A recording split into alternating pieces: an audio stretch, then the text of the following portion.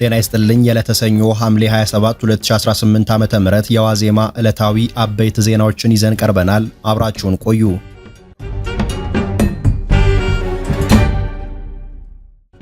በኤርትራና በትግራይ ህዝብ መካከል የጥይት ድምጽ መሰማት የለበትም ሲሉ የኤርትራ ሰንአፈ ንዑስ ዞን አስተዳዳሪ ተናገሩ። ከሁለት ቀናት በፊት በፌዴራል መንግስትና በህወሓት ኃይሎች መካከል በሱዳን ድንበር አቅራቢያ ግጭት በተቀሰቀሰ ማግስት ሐምሌ 26 ቀን 2018 ዓ.ም በትግራይ ክልል ጉሎ መህዳ ተብሎ በሚጠራ ወረዳ በተዘጋጀ መድረክ ላይ የተገኙት የኤርትራ የሰንአፈ ንዑስ ዞን አስተዳዳሪ እንድሪስ አሊ የኤርትራና የትግራይ ህዝቦች ባለፉት ጊዜያት አብረው በመስራትና በማልማት ሊጠቀሙባቸው የሚገቡ በርካታ እድሎችን በማጣታቸው ተጎድተዋል ብለዋል። አክለውም አሁን ግን በሁለቱ አጎራባች ህዝቦች መካከል የልማት ድምጽ እንጂ የጥይት ድምጽ ሊሰማ እንደማይገባና ትኩረቱ ሰላም ላይ ሊሆን እንደሚገባ መግለጻቸውን የክልሉ ቴሌቪዥን ዘግቧል። የትግራይና የኤርትራ ህዝቦችን ለማስተሳሰር ያለመ ነው በተባለው ይኸው መድረክ የክልሉ የዞንና የወረዳ አስተዳዳሪዎች እንዲሁም ከፍተኛ አመራሮች መገኘታቸውን ዘገባው አመልክቷል። የክልሉን ስልጣን በኃይል የያዘው ህወሓት ከኤርትራ መንግስትና ከሌሎች ከፌዴራል መንግስቱ በተቃራኒ ጎራ የቆሙ ኃይሎች ጋር በመስራት ተደጋጋሚ ክስ ሲቀርብበት መቆየቱ ይታወሳል።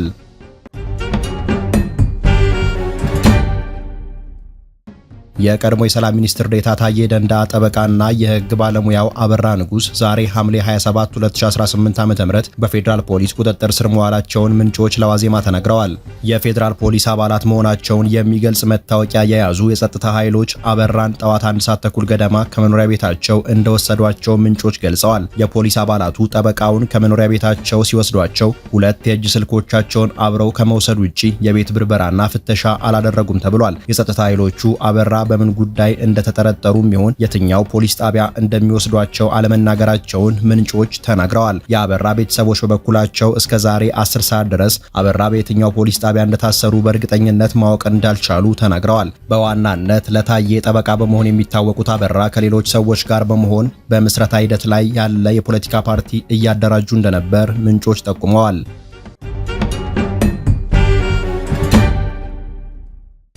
በፌዴራል መንግስቱና በህወሓት መካከል በተቀሰቀሰው አዲስ ግጭት ሳቢያ በመቶዎች የሚቆጠሩ ኢትዮጵያውያን ወደ ሱዳን መሰደዳቸው ተሰማ። ከሁለት ቀናት በፊት ኢትዮጵያና ሱዳንን በሚያዋስነው ሸረሪና ተብሎ በሚጠራው አካባቢ በፌዴራሉ መንግስትና በህወሓት ኃይሎች መካከል የተፈጠረውን ግጭት ተከትሎ በመቶዎች የሚቆጠሩ ኢትዮጵያውያን መሰደዳቸውን አጃንስ ፍራንስ ፕሬስ ዘግቧል። የሱዳን የሕክምናና የደህንነት ምንጮችን ዋቢ አድርጎ የወጣው ዘገባ እንደሚያመለክተው ከተሰደዱት ኢትዮጵያውያን በተጨማሪ የቆሰሉ ታጣቂዎችም ድንበር ተሻግረው ወደ ሱዳን መግባታቸው የተገለጸ ሲሆን በሐምዳይት ከተማ የመጀመሪያ ደረጃ ሕክምና ከተደረገላቸው በኋላ ከድንበሩ 15 ኪሎ ሜትር ርቀት ላይ ወደምትገኘው አላበሻ መጠለያ ተዛውረዋል። ይህ በእንዲህ እንዳለ በግጭቱ ወቅት ከባባድ መሳሪያዎች ጥቅም ላይ መዋላቸውን ተከትሎ በሱዳን መጠለያ ጣቢያ ውስጥ በሚገኙ ኢትዮጵያውያን ላይ ጉዳት እንደደረሰ የሱዳን የስደተኞች ኮሚሽን ይፋ አድርጓል።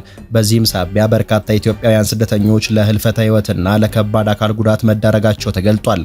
ሆኖም ለህልፈት የተዳረጉትንም ሆነ ጉዳት የደረሰባቸው ሰዎች ምን ያህል እንደሆኑ አልተገለጸም። የድንበር መስመሩ ወደ ሱዳን ለሚገቡ ጥገኝነት ጠያቂዎች ዋነኛ የመሸጋገሪያ ማዕከል ሆኖ የሚያገለግል መሆኑን የጠቀሰው ኮሚሽኑ በአሁኑ ወቅት እየተደረገ ያለው ከፍተኛ የወታደራዊ ኃይል ክምችትና ዝግጅት አዲስ የስደተኞች ፍልሰት ሊያስከትልና ሰብአዊ ቀውሱን ሊያባብሰው ይችላል በሚል ከፍተኛ ስጋት እንዳለ ተገልጿል። በአሁኑ ወቅት ሱዳን 63000 የሚጠጉ ኢትዮጵያውያን ስደተኞችና ጥገኝነት ጠያቂዎችን የምታስተናግድ ሲሆን አብዛኞቹ የሚገኙት በድንበር አቅራቢያ ባሉት በገዳሪፍና በከሰላ ግዛቶች ውስጥ ነው። ኢትዮጵያውያን ስደተኞች በሱዳን ውስጥ ከሚገኙት 885000 አጠቃላይ የስደተኞች ቁጥር የ7 በመቶ ድርሻ የሚይዙ ሲሆን ከነዚህ መካከል 19700 የሚሆኑት በኡምራ ኩባ መጠለያ ጣቢያ እንዲሁም 14700 የሚሆኑት ደግሞ በቱናይዲባ መጠለያ ውስጥ እንደሚገኙ ታውቋል። የሱዳን የስደተኞች ኮሚሽን የተባበሩት መንግስታት ድርጅት ዓለም አቀፍ ለጋሾችና የእርዳታ ድርጅቶች የስደተኞችን ደህንነት ለመጠበቅና አስቸኳይ ሰብአዊ ድጋፍ ለማድረስ ጣልቃ እንዲገቡ ጥሪ አቅርቧል።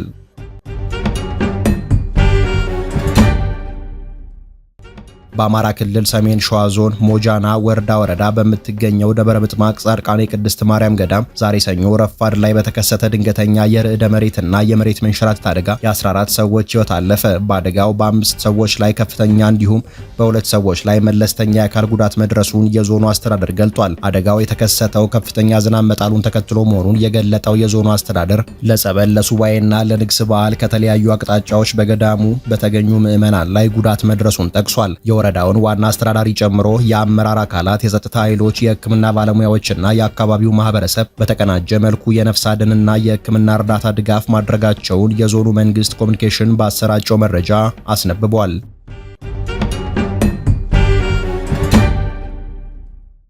ለዕለቱ የያዝናቸው የዋዜማ ዜናዎች እነዚህ ነበሩ። ጤና ይስጥልኝ።